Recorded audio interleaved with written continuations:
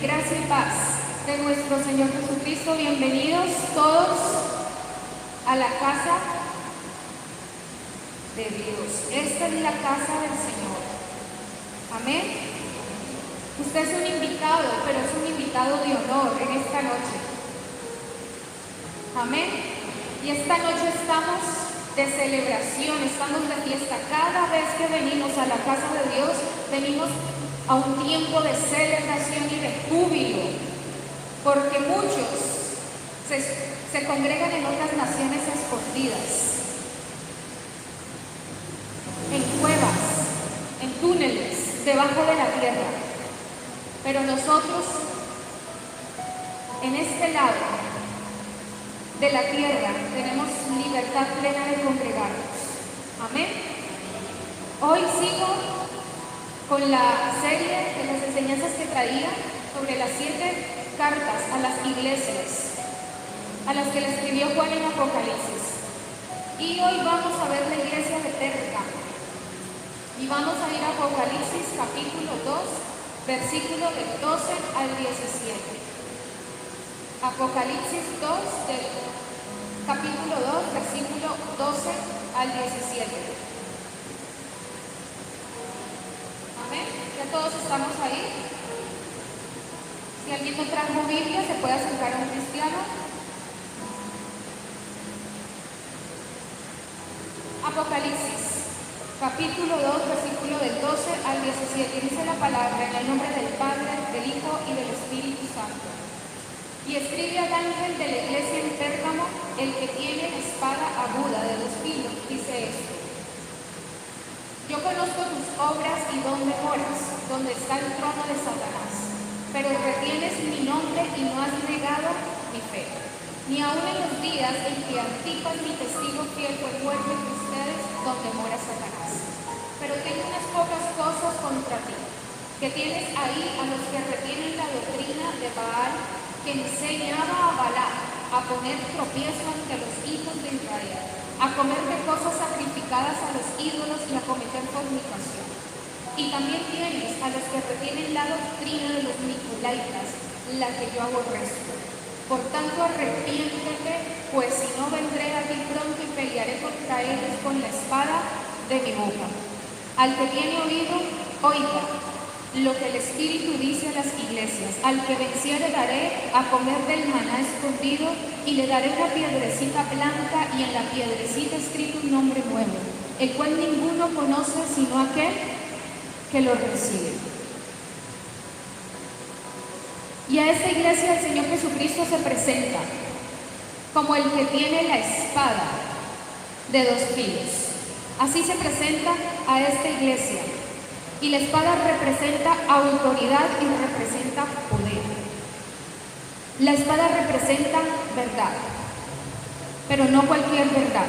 Es una verdad que ha sido dada a conocer con contundencia, una verdad que ha salido de Dios, sin ninguna intención de ser ni detenida, ni negociada, y menos manipulada.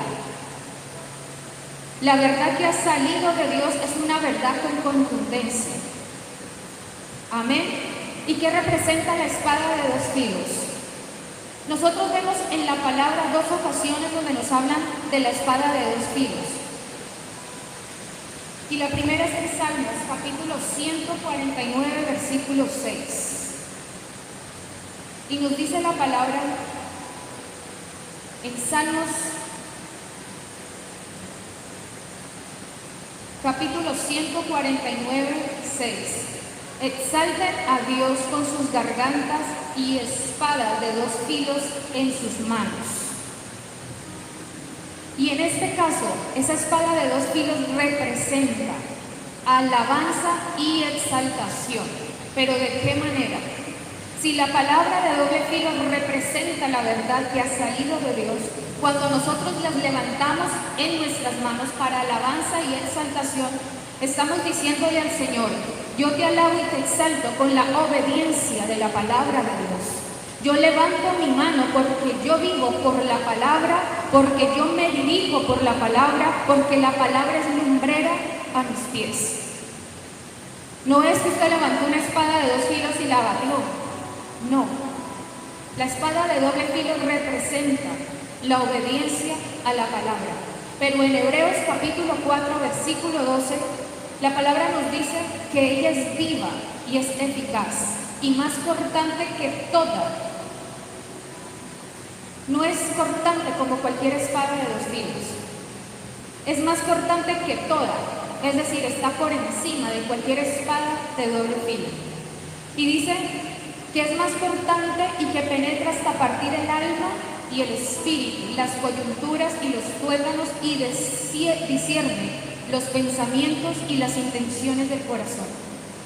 La palabra de doble filo en este caso representa verdad inconmovible, poder que quebranta. ¿Y por qué poder que quebranta? Porque tiene dos filos. Es decir, que por cualquiera de los dos lados esa espada va a cortar. Pero no va a cortar de la misma manera todo lo que está delante de esa espada. Va a cortar de maneras diferentes. Porque depende de lo que se ponga enfrente, esa espada va a cortar para liberar o va a cortar para quebrantar. Amén. Así que una espada de dos filos no va siempre a cortar por sus dos lados de la misma manera. Y eso es lo que el Señor le está escribiendo a esta iglesia. Yo les estoy a ustedes hablando verdad. Y es una verdad que no es negociable. Es una verdad que ha salido de mi interior y esa verdad se va a establecer y se va a cumplir en el tiempo cuando yo lo digo y de la manera en que Él lo diga. Amén. ¿Y cuál es la condición de esta iglesia? Primero el Señor le dice cosas buenas a esta iglesia, pero hay dos cosas en las que el Señor se levanta hacia esta iglesia y le dice allí en el versículo 14: pero tengo unas pocas cosas contra ti, que tienes ahí a los que retienen la doctrina de Balaam. Y dos, en el versículo 15 dice: y también tienes a los que retienen la doctrina de los nicolaitas. Dos cosas fueron señaladas en contra de esa iglesia, y era que esa iglesia había permitido que dentro de su congregación hubiera personas que retuvieran estas dos doctrinas. Y estas dos doctrinas son muy similares. Y en lo poco que encontramos de los nicolaitas, voy a enfocarme en la doctrina de Balaam, que es la que más información tenemos por la palabra, porque por internet encontramos muchas cosas, pero muchas cosas de esas pueden ser especulaciones. Pero lo más certero es lo que está en la palabra. Así que estas dos doctrinas eran muy similares. Y la doctrina de Balaam, nosotros debemos entender de qué fuente salió esa doctrina. ¿De qué fuente? Pues de Balaam. ¿Y dónde conocemos nosotros a Balaam? Nosotros conocemos a Balaam en el libro de Números, capítulo 22, capítulo 23, capítulo 24. Y otros comentarios que escuchamos en otros libros, como el libro de Judas, como el libro de Pedro, donde nos van dando a nosotros más certeza de lo que se refiere a la doctrina de Balaam.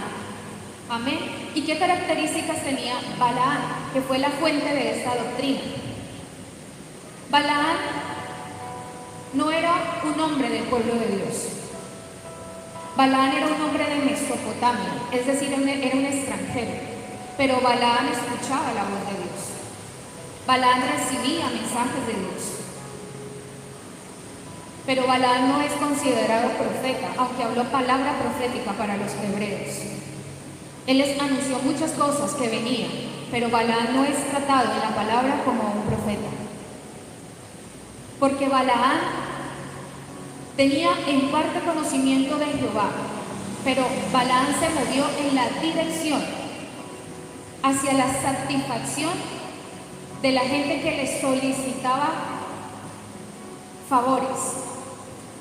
Y Balaam, a pesar de que escuchaba y conocía en parte a Jehová, se movió en esa dirección, en la dirección de las peticiones que la gente le hacía. Pero hubo otra dirección en la que caminó Balaam, y fue que él era direccionado hacia la búsqueda del lucro, a buscar sus propios intereses, a buscar su propia honra. Y en la búsqueda de estos intereses y de este lucro, nosotros vemos que Balaam negoció la voluntad perfecta de Dios. Porque cuando Balac, el rey de Moab, envió a los príncipes para que lo llevaran con él e hiciera algo que Balac quería, el Señor fue muy claro con Balaam y le dijo no. Y él les dijo no, el Señor no quiere que yo vaya. Pero resulta que Balac envió, el rey moabita envió otros príncipes para que volvieran y le dijeran ven con nosotros.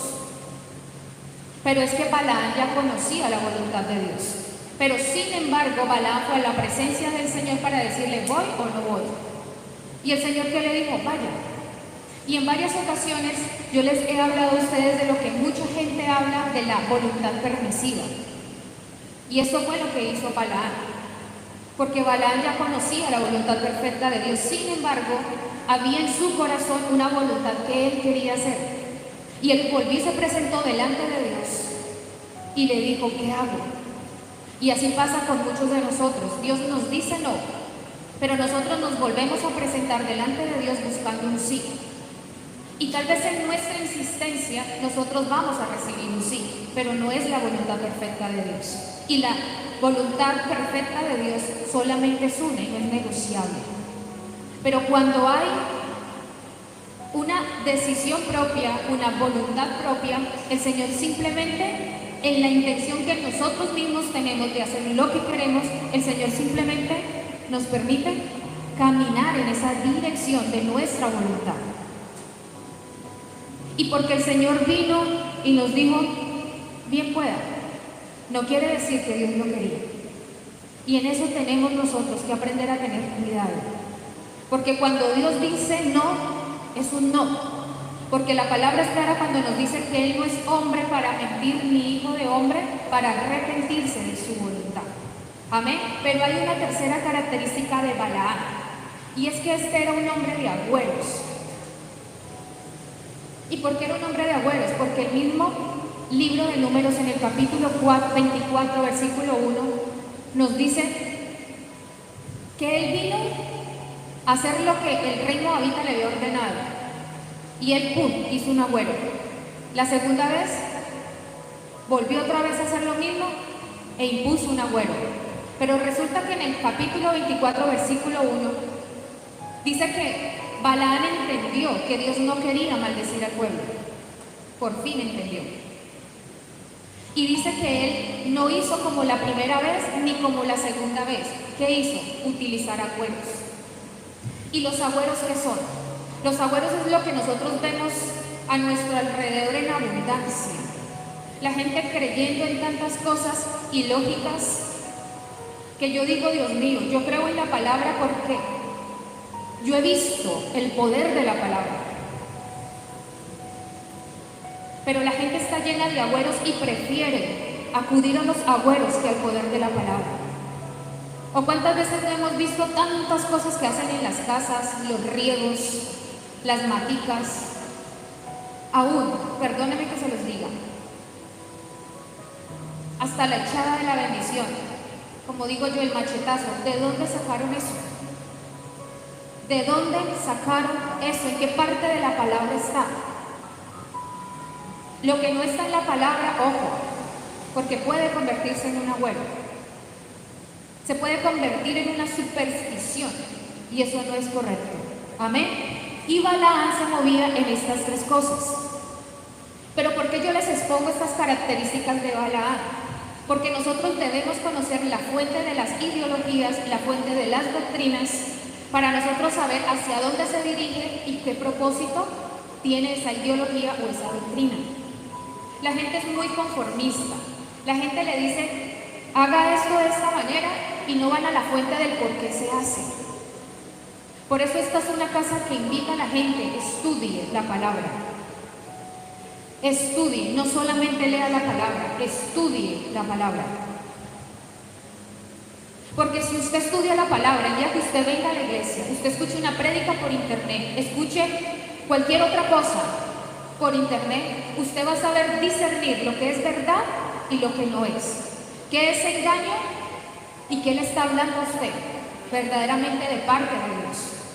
Así que si la gente es engañada, no solamente es engañada por inocente o porque un vivo es muy vivo, sino porque la gente también se expone. Y nosotros debemos aprender a alimentarnos bien, para que cuando vengamos a la presencia, para que cuando vengamos a la iglesia, para que cuando escuchemos un siervo de Dios enseñarnos y predicar, yo tenga la capacidad de no alimentarme de lo que me pide. Amén. Esta es la fuente. Este fue el hombre que implementó una doctrina que luego nosotros vemos que después de tantos años seguía vigente. ¿Cuánto había pasado desde Balaam en el libro de Números hasta la fecha de la iglesia de Pérgamo?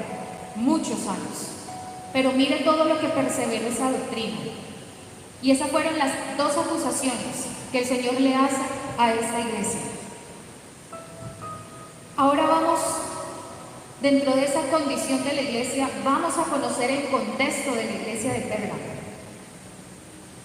¿Qué era Pérgamo? Pérgamo era una ciudad, y era una ciudad muy importante, porque resulta que Pérgamo era una ciudad muy antigua de la provincia de Roma y fue sede oficial del gobierno romano. Es decir, esto no era cualquier ciudad, no era cualquier ciudad. Es como decir Washington en la nación de Estados Unidos.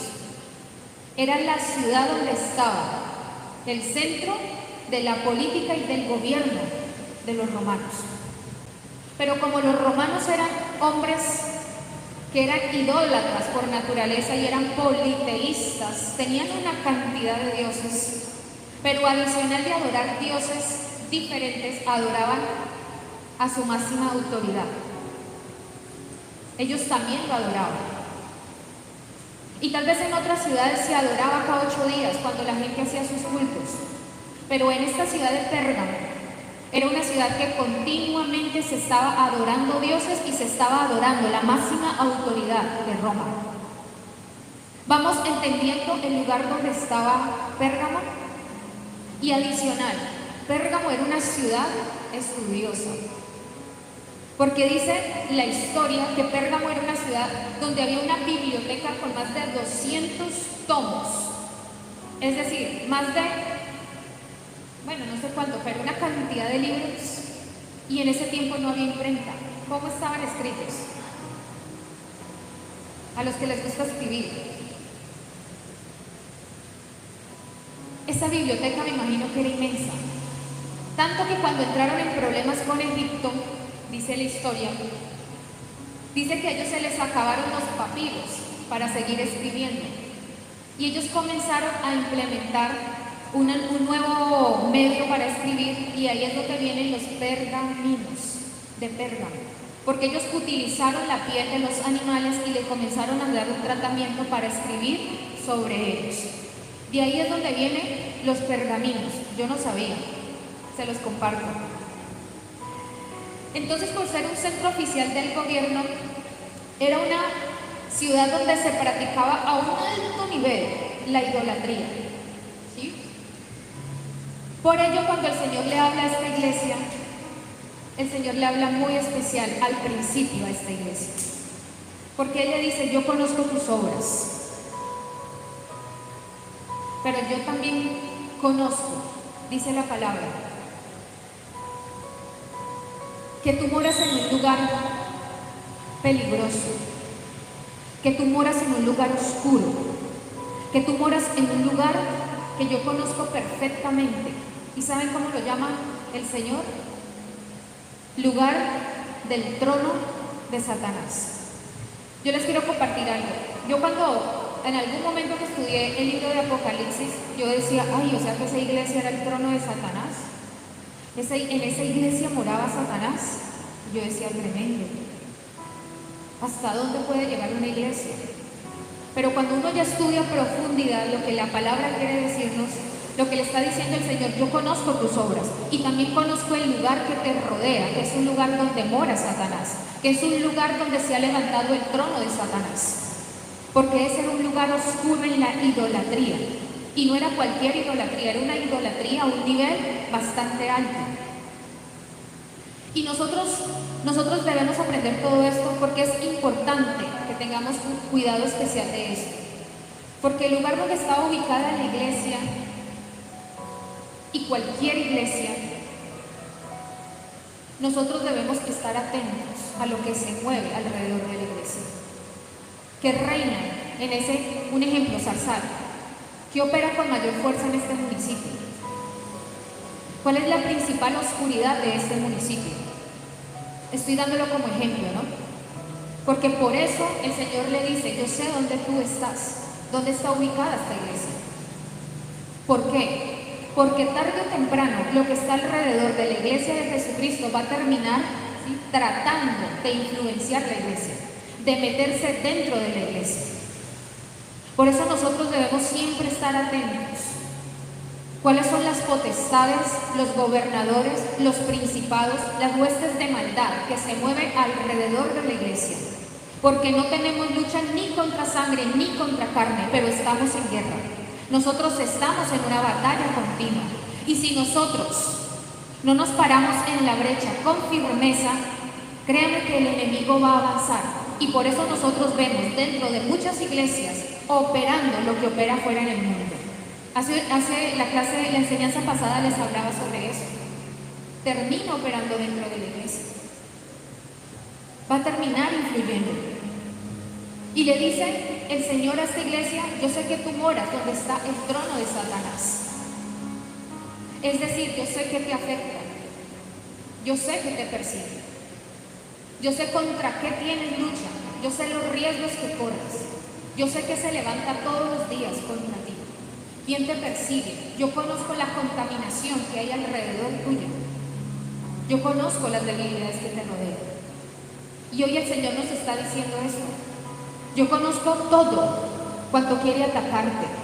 Yo conozco todo lo que se levanta en lucha en contra tuya. Yo conozco todo tu alrededor, tu familia, los que te quieren atacar. Yo conozco tus enemigos. Yo conozco los que te quieren hacer daño. Yo conozco los que oran contrario a ti. Los que oran por maldición sobre tu vida. Yo conozco todo eso. Eso es lo que le está diciendo el Señor a esta iglesia y es lo que nos dice a la iglesia de hoy. Pero también le está diciendo, pero también sé que retienes mi nombre. Y le dice, yo también sé que no has negado mi fe. Porque a pesar de que el Señor le habla estas dos cosas en contra de Pérgamo, el Señor le dice, a pesar de eso, yo reconozco que tú has retenido mi nombre y que tú no has negado la fe. Esto era algo a favor de la iglesia. Amén. Y dice la palabra allí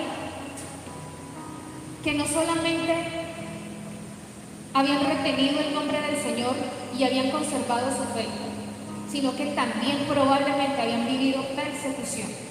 Porque la palabra allí, en el versículo 13 nos dice que hicieron todo esto a pesar de que Antipas, es decir, un siervo del Señor, lo mataron. Y dice, y yo sé que aún a pesar de eso, ustedes continuaron perseverando en mi nombre y en la fe. ¿Y por qué quiero resaltar esta parte del texto sobre la iglesia de Pérgamo? Porque esta no fue una iglesia que abandonó su fe. Nosotros ya vimos una iglesia muerta. Nosotros ya vimos una iglesia tibia. Ellos sí negociaron su fe y negociaron el nombre del Señor, pero esta iglesia no. Esta iglesia no abandonó su fe, ni siquiera abandonó sus armas. Esta iglesia no abandonó la verdad. ¿Y por qué quiero que nosotros tengamos en cuenta esto? Porque nosotros a veces somos muy fácil, nos queda muy fácil juzgar la forma en que otras iglesias viven el Evangelio. A veces nos queda muy fácil mirar los errores que están cerquita de nosotros. Aún nos queda muy fácil ver los errores de estas iglesias a las que Cristo les habló. Porque uno dirá, ¿cómo así que dejó filtrar a aquellos que retenían la doctrina de Balaam y de los Nicolaitas?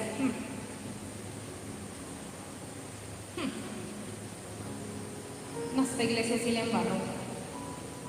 Nos queda fácil, es sencillo, ¿verdad? Pero ¿cuándo una iglesia aquí en Colombia ha vivido persecución? Hablemos de acá de Zarzal. ¿A cuántos ministros o siervos han matado a causa de Cristo acá en Zarzal? Yo no conozco ni un solo caso. Yo hasta donde sé, la iglesia acá en Zarzal no es perseguida. Yo hasta donde sé, la iglesia aquí en Zarzal, nadie se levanta en contra de que nosotros prediquemos las buenas nuevas del Evangelio, que estemos en este lugar enseñando la palabra y de que ustedes vengan a congregarse. ¿Alguien se los prohíbe? ¿Será que si ustedes salen tienen que tener cuidado de que pronto alguien los ataque por eso? No. ¿Por qué quiero que caigamos en cuenta de esto? Para que miremos cómo caminaba esta iglesia. Que hay cosas por valorar de estas iglesias. Por eso les decía en el principio que yo iba a empezar por la iglesia más grave, íbamos a ir yendo poco a poco a la iglesia menos grave. Pero dos cosas permitió esta iglesia dentro de ella, y es que tuvo, lo que les decía inicialmente, aquellos que retenían estas dos doctrinas. Y vamos a conocer de qué se trata esta doctrina y por qué fue tan grave que la iglesia de Pérgamo permitiera que estas personas siguieran moviéndose dentro de la iglesia de Pérgamo. Porque es muy grave lo que la iglesia de Pérgamo permitió. Y no es para que ustedes digan, ay, no, esa iglesia de Pérgamo. No. El motivo, el propósito de que el Señor nos traiga este tipo de palabras es para que nosotros miremos cómo está nuestra iglesia, cómo está este corazón que es iglesia también delante de Dios. ¿Qué estamos nosotros permitiendo como lo permitió estas iglesias? Ese es el propósito. Amén. Y cuando la palabra de Dios nos dice, mira, es que ahí hay unos fulanos que retienen. ¿Y qué significa retener? Retener significa alguien que abrazó algo que debía soltar. Algo que ya debió haber entregado, llegó y ¿qué? Lo retuvo, lo abrazó. Y no lo abrazó involuntariamente, lo abrazó a plena conciencia. Y era algo que ya tenía que haber entregado.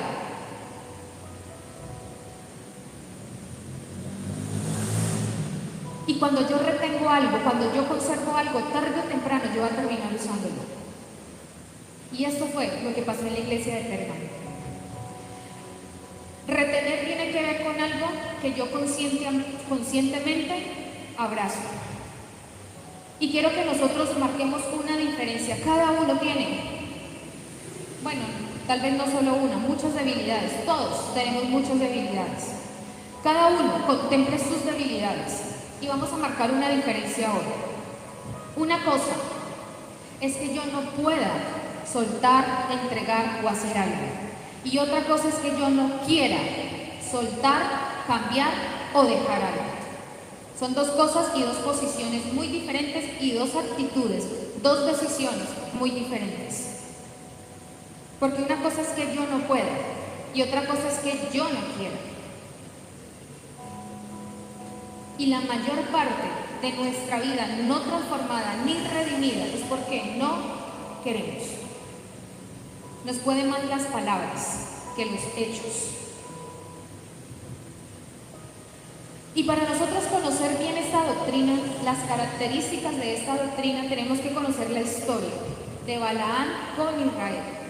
Y como les decía, estaba en Números capítulo 22, 23 y 24. ¿Cuál es la historia? Tal vez unos la conocen, otros no. La voy a parafrasear así rapidito. Balaam es el hombre que yo les describí inicialmente con esas características. El rey de Moab lo manda a llamar a través de los príncipes. Y ya conocen lo que pasó. Resulta que este hombre llega porque fue llamado para maldecir a Israel. Porque el rey de Moab temía al pueblo de Israel. Si ustedes quieren conocer más, lean todo el libro de Números. Y se llama Números porque ese libro empieza con un censo y termina con un censo. Y el libro de Números es el que mejor describe la mayor parte que el pueblo de Israel pasó por el desierto. Más o menos describe por ahí 38, 39 años del paso de Israel por el desierto. Así que Números es un libro bien especial. Y es llamado para maldecir. Balaam lo intenta 3 veces, pero Jehová no se lo permite. Tanto que hasta una burra le habló. Y este hombre estaba tan enceguecido que la burra le habló y no salió corriendo. Se quedó conversando con la burra. ¿Cómo estaba enceguecido? Aquí entra un perro y nos dice algo y le cuento que, bueno, aquí en este tiempo todo el mundo sacará los celulares, ¿no? Para grabarlo y subirlo. Pero él se quedó conversando con la mula, no es con una mula.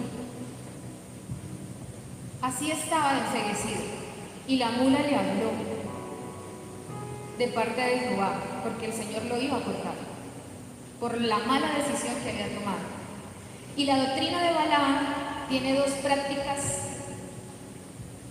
que son las que caracterizan la doctrina de Balaam. 2. La primera es la idolatría y comer cosas que se sirven a los ídolos. Y la segunda es la fornicación, es decir, los pecados sexuales, la inmoralidad sexual. En eso se basa la doctrina de Balaam, en estas 2 cosas, idolatría e inmoralidad sexual. Pero esta doctrina no tiene que ver solo con estas 2 prácticas, porque esta doctrina tiene un punto de partida. ¿Y cuál es el punto de partida? La seducción. Resulta que nosotros seguimos leyendo y por allá en el capítulo 31, versículo 6, la palabra de Dios nos dice que Balaam le había dado un consejo al rey moabita, un consejo. Porque Balaam entendió que Dios no iba a maldecir a su pueblo, porque era su pueblo. Pero Balaam, muy astuto, le dio un consejo al rey moabita y le dijo: mira, Dios no va a maldecir a su pueblo, pero hay una manera en que se conduja al pueblo para que Dios levante su ira y obre en contra de su mismo pueblo. ¿Y cuál fue el consejo? Le dijo: rey moabita, coge las mujeres moabitas y ven y seduce a todos los hombres de Israel. Sedúcelos, enamóralos, conquístalos. El enemigo nos llegó diciendo: ven, vamos allí a quemar altar, a levantar altar a los ídolos, al dios fulano de tal. Si a nosotros nos dicen eso, ¿usted qué le va a decir? Oiga, si usted ahorita viene y le dice: ve, vamos para la feria, ya escampó, ahora que salgamos de acá de la iglesia, ¿usted qué le va a decir? Que no. Pero si de pronto le dicen: ve, vamos a ir a comer allá al centro, por comida hasta de pronto, y allá comiendo, no sé, carnita, arepita rellena, y les empieza a mover de pronto el hombro con la música. ¿Y cuántos no terminan allá? La seducción. La seducción. El pecado tiene un inicio, la seducción. Amén. Y nosotros a veces pensamos: pero es que nosotros no adoramos ídolos. Ninguno de nosotros adoramos ídolos. O alguno por ahí tiene una estampita de Santa Elena, Santa Marta, ¿cómo se llama? No creo. Y si a usted le dice: mira, esto fue sacrificado en un culto que se hizo a tal dios, ve, comamos. Usted no come. Y si a usted lo invitan a pecar, a cometer inmoralidad sexual, usted va a decir: no. Pero el pueblo de Dios sí está levantando altares, sí está asistiendo a altares, está asistiendo a templos donde se levantan cultos de inmoralidad sexual. Y esos templos son a veces de este tamaño. Y ahí muchos se pierden, se sumergen en esos templos y entran en alabanza y en exaltación a inmoralidades sexuales. Ese celular muchas veces es un templo. Y usted no coge el celular y dice, voy a ver pornografía, porque hay temor. No, usted entra en las redes y le comienzan a salir los anuncios y usted se niega, pero usted sigue. Y dele. Hasta que llega el momento en que el dedito por error usted mira por otro lado y dice, ay, ¿dónde me metió eso? Porque somos mentirosos hasta con nosotros mismos. Uno mismo se dice una mentira. Y terminamos en esos templos de inmoralidad sexual. Pero como estamos alivianados en el Evangelio, eso pasa inadvertido, ¿verdad? Así que está la seducción. Pero ¿qué pasó con el pueblo de Israel? Dice en Números capítulo 25 que moraba Israel en Sitín y el pueblo empezó a fornicar con las hijas de Moab, las cuales los invitaron, dice la palabra, al pueblo a sacrificar a sus dioses. Y el pueblo comió y se inclinó a sus dioses. Así acudió el pueblo a Baal-peor y el furor de Jehová se encendió contra Israel. Y Jehová dijo a Moisés, toma a todos los príncipes del pueblo y ahórcalos entre Jehová delante del sol, y el ardor de la ira de Jehová se apartará de Israel. Y dice la palabra en el versículo 9 que murieron 24,000 israelitas. 24,000 israelitas. Y no hubo necesidad de que un profeta o de que un hombre que escuchara a Dios se subiera en un monte alto y declarara una palabra de maldición. Mire, alrededor de la iglesia tal vez hay mucha oración contraria, oración hechicera, palabras de maldición. Hay quienes escupirán en un acto de desprecio en contra de la iglesia. Pero de algo estoy segura. Si hay una iglesia que permanece firme en la santidad del Señor, nada le podrá tocar. Nada absolutamente le podrá tocar. Y si le toca, esa iglesia se levantará con mayor fuerza porque entenderá que es la guerra. Y entenderá quién pelea por ella y aprenderá en ese tiempo a utilizar las armas de la milicia si es que no las sabía usar. Porque la última palabra la tiene sobre nosotros y sobre su iglesia el Todopoderoso. Amén.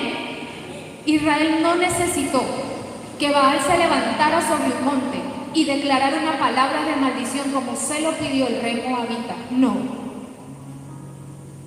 Le bastó a Baal decirle al rey moabita, no hagamos las cosas así de frente, hagámoslo de esta manera. Y yo les doy un consejo, porque la palabra nos lo enseña. Ojo con las zorras pequeñas. Ojo con las pequeñas cosas que nosotros dejamos que sean manifiestas, que se filtren en nuestro modo de pensar y en nuestro corazón. Ojo con las cosas que dejamos de hacer, sacándoles excusas y excusas y excusas.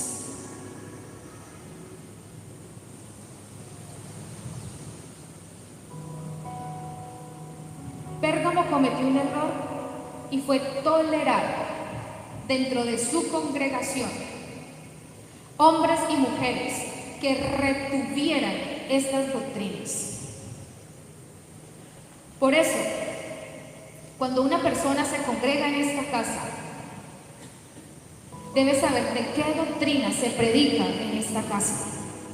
Porque va a llegar el momento en que cuando no se predique lo que usted cree, usted va a entrar en choque con lo que se predica en esta iglesia. Porque si algo hemos orado en esta casa es por fidelidad de la palabra. Aquí no se predica para el agrado de ninguno.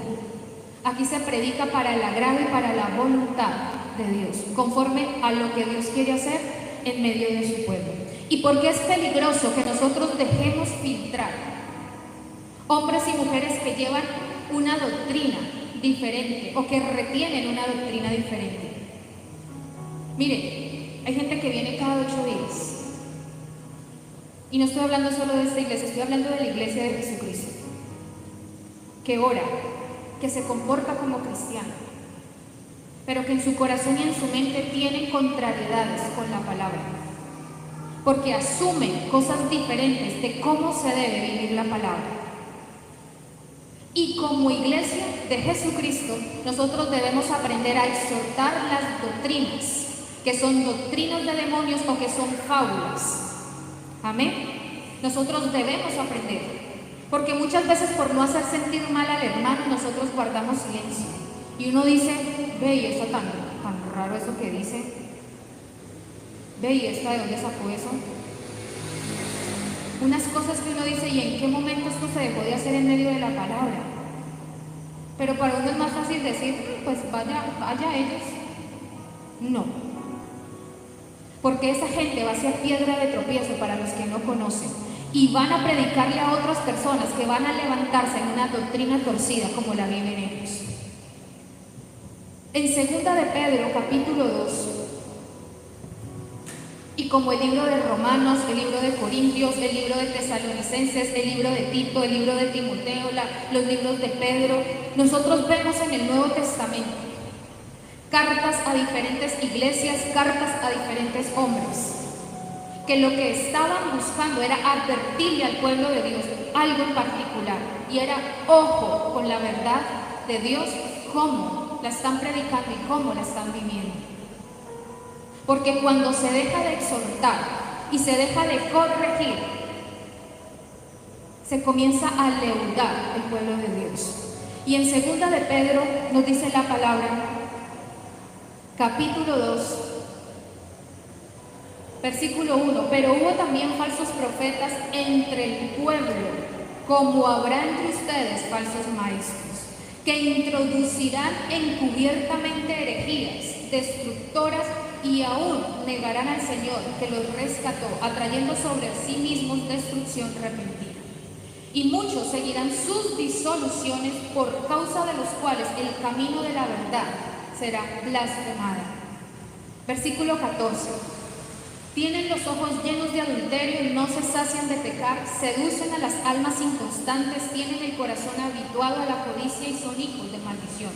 Han dejado el camino recto y se han extraviado siguiendo el camino de Balaam, hijo de Beor, el cual amó el premio de la maldad y fue reprendido por su iniquidad, pues una muda bestia de carga, hablando con voz de hombre, refrenó la locura del profeta. Estos son fuentes sin agua y nubes empujadas por la tormenta, para los cuales la más densa oscuridad está reservada para siempre. ¿Será que es que si a mí me predicaron un evangelio que no es de Dios y yo viví ese evangelio torcido, yo me voy a escapar de lo que la palabra de Dios me dice, esa oscuridad densa y eterna? El pueblo perece por falta de conocimiento. Y la iglesia de Pérgamo cometió este error. Ellos seguían perseverando y reteniendo el nombre de Dios y seguían perseverando en su fe, pero no vieron como grave que dentro de su congregación hubiera gente con doctrina de Baal y de los Nicolaitas. No le vieron nada de malo. Pero nosotros ya vemos lo que pasa. 2 de Pedro nos lo dice. Y también lo vemos en Judas. El libro de Judas también nos habla sobre ello. Y le hace una advertencia al pueblo de Dios, a los redimidos, escogidos, resguardados en la misericordia, dice Judas. Sí es peligroso lo que dentro de la iglesia se congrega, sí es importante. ¿Y cuál es el consejo que el Señor le da a esta iglesia? Y con esto termino, como el meme, ¿no? Cuando el predicador dice con esto termino, falta pues media hora.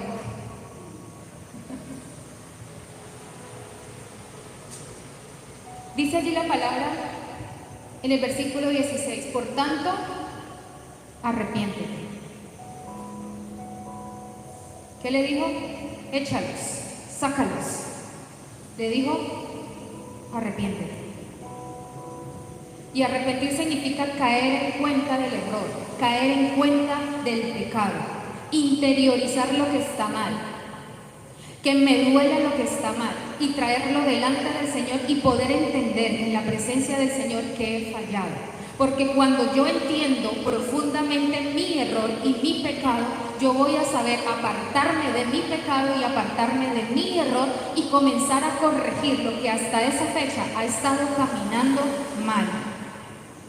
Y lo que el Señor a nosotros nos dice es que si en nosotros hay creencias equivocadas, todavía tenemos tiempo de venir a la palabra y de venir a la presencia para que el Espíritu Santo nos ilumine y comience a traer un orden dentro de nosotros, redarguyendo lo que no está bien en nosotros. Porque nosotros somos la gloria de Dios afuera en el mundo. Porque nosotros somos la luz de Dios afuera en el mundo. Y yo no sé si a ustedes les incomoda. Bueno, ese bombillo se apagó. Pero cuando ese bombillo ahora titilaba y titilaba, es fastidioso. Porque ni alumbra ni se apaga. Ni es luz ni es oscuridad. Es fastidio. Y eso pasa cuando nosotros caminamos a medias. Cuando nosotros somos permisivos con lo que el mundo quiere venir a traer. Y esto le pasó a la iglesia de Pérgamo. Miren, ustedes pueden tener claridad en la palabra. Ustedes pueden perseverar en la fe. Pero si ustedes abandonan las prácticas correctas y no las llevan a otros, nosotros vamos a tener que dar cuentas de eso. Nosotros necesitamos despertar del lugar donde estamos. Nosotros necesitamos pellizcarnos de la posición en la que nos hemos acomodado para comenzar a adentrarnos en una revelación nueva, fresca y viva. Amén. La iglesia de Pérgamo puede haber cometido un error tan pequeño, pero Pedro nos describe las consecuencias de ese error tan pequeño. Por eso la palabra es un todo. Si nosotros comenzamos a ver las consecuencias de una doctrina de demonios filtrada dentro de la iglesia, vemos lo que eso puede causar dentro del pueblo de Dios. Hay gente que viene vestida de inteligencia, de sabiduría, de que todo le sale bien. Y esas personas fácilmente, aun con una doctrina torcida, por sus habilidades y talentos se pueden poner a ministrar y a llevar enseñanza a otros. Y nosotros debemos de estar atentos. 1, lo que damos, y 2, lo que recibimos. Amén. ¿Sí ve que con esto se terminaba? Iglesia,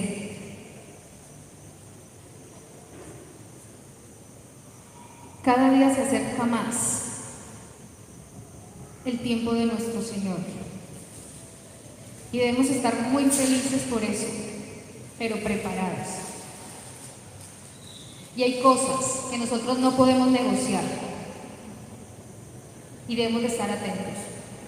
Dentro de la doctrina del Señor, nosotros no podemos negociar de que Cristo murió por nuestros pecados. ¿Ustedes piensan algo diferente? Cristo murió por nuestros pecados y fuimos expiados por su sacrificio en la cruz. Cristo resucitó al tercer día de entre los muertos y está sentado a la diestra del Padre. No podemos negociar que solamente Dios es el único merecedor de adoración y de alabanza. Que solamente por Cristo tenemos entrada ante el trono de gracia. Nadie más intercede por nosotros. Solo Cristo y solo el Espíritu Santo. Estas cosas no son negociables. Nosotros no somos salvos por obras. Nosotros somos salvos por gracia. Para que nadie se gloríe, declara la palabra, y eso no se negocia. Ay, es que yo fui bueno. Ah, es que yo hice esto. Ah, es que yo lo... No. No.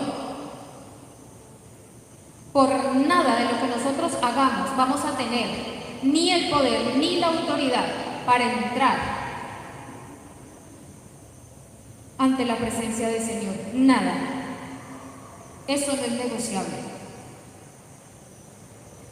Hay otras cosas que sí se negocian porque la palabra tal vez nos dice mucho, pero tal vez faltan cosas por misericordia a nosotros mismos. Y tal vez eso no podemos ni discutirlo, ni entrar en pleito, pero la doctrina, la verdad, no se puede negociar. ¿Qué dice el Señor si aún un ángel viene y nos habla un evangelio diferente al de la palabra? Dice que lo tomemos como anatema. Amén. La verdad no es negociable. Por eso cuídese de lo que hablan, cuídese de lo que reciben, cuídese de lo que enseñan, cuídese de los comentarios, de las palabras, del lenguaje, de los pensamientos, de los sentimientos, de las actitudes que estamos teniendo. Y dígase usted mismo, esto que yo pienso, esto que siento, esta forma en que yo me comporto, ¿es de un verdadero cristiano? No somos perfectos, pero somos obra en proceso.